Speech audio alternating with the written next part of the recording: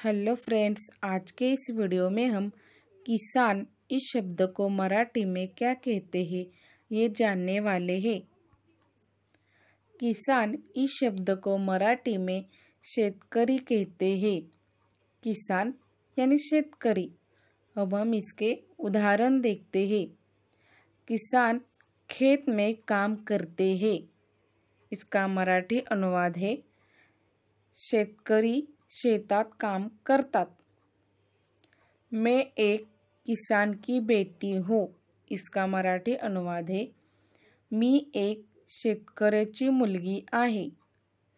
अब आप ऐसे ही किसी भी शब्द का मराठी अनुवाद जानना चाहते हैं तो आप उस शब्द को YouTube चैनल पर सर्च करें और ऐसे ही वीडियो देखने के लिए हमारे study to win education channel को ज़रूर सब्सक्राइब करें और बेल आइकॉन प्रेस करें।